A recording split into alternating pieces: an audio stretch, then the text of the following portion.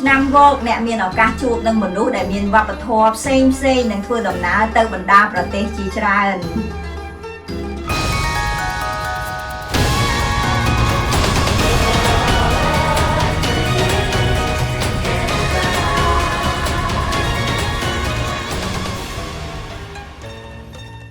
ឆ្នាំវកអ្នកមានធម៌ពលវិជ្ជមានពិសេសចំនួន2គឺទី1 Intelligent Star គឺជាធម៌ពលមួយដែលជួយពង្រឹងដល់សមត្ថភាពគិតប្រកបដោយភាពច្នៃប្រឌិតមានប្រាជ្ញាមុតស្រួចអាចដោះស្រាយនៅបញ្ហាដ៏មានភាពស្មុគស្មាញ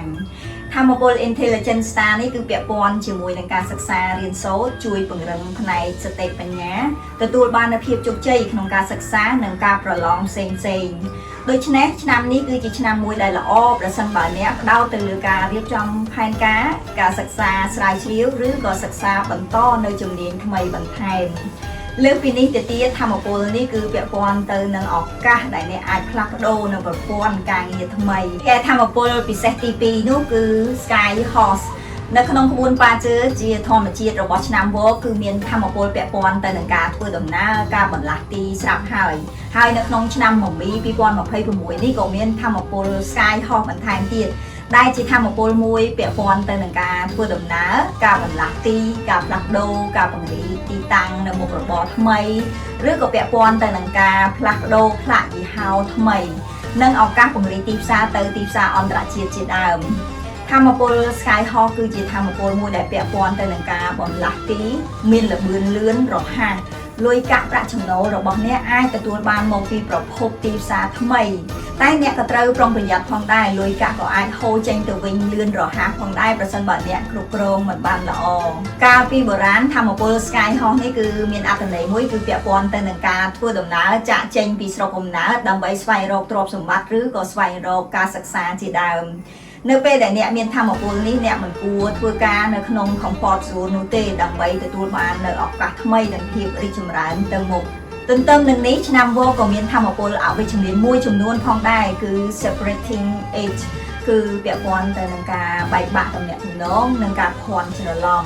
អាចជាការកាត់ផ្ដាច់ចំណងទំនាក់ទំនងដែលមិនល្អ toxic យូរមកហើយជាមួយនឹងនរណាម្នាក់ឬអាចបញ្ចប់ភាពជាដៃគូដែលមិនមានលទ្ធផលល្អជាដើមចំពោះភាពវិជ្ជមាននៃធម៌ពល separating it នេះគឺអាចពាក់ព័ន្ធទៅនឹងការកាត់ផ្ដាច់ចំណងទំនាក់ទំនងជាមួយនឹងក្រុមឬក៏មនុស្សណាម្នាក់ដែលធ្វើឲ្យអ្នកខាតពេលវេលាក្នុងការផ្ដោតទៅលើការរីកចម្រើនផ្ទាល់ខ្លួនចំពោះធម៌ពលអវិជ្ជមានមួយទៀតនោះគឺធម៌ពល solitary star ហើយនិង loneliness មានភាពខុសគ្នា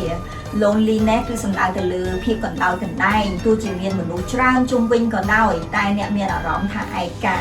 ចំពោះធម៌ពល solitary star នេះវិញគឺពាក់ព័ន្ធទៅនឹងការផ្ដាច់ខ្លួនតែឯង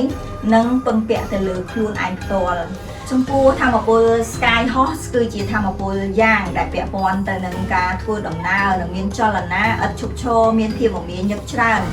ដែលធ្វើឲ្យអ្នកមានការនឿយហត់មិនសូវបានសម្រាករីឯធម៌ពល Solitary Star នេះវិញគឺជាធម៌ពល Yin ដែលអាចធ្វើឲ្យអ្នក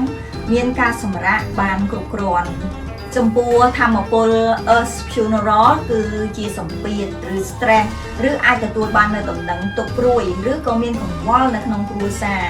រីឯធម៌ពល Funeral Door វិញគឺពាក់ព័ន្ធទៅនឹងបញ្ហាសុខភាពផ្ទាល់ខ្លួនឬក៏បញ្ហាសុខភាពនៅក្នុងគ្រួសារដូច្នេះធម៌ពលទាំង Earth Funeral និង Funeral Door គឺពាក់ព័ន្ធនឹងការទទួលដំណឹងទុក្ខព្រួយការចូលរួមពិធីបុណ្យសពឬក៏ការសួរសុខទុក្ខអ្នកជំងឺនៅមន្ទីរពេទ្យជាដើម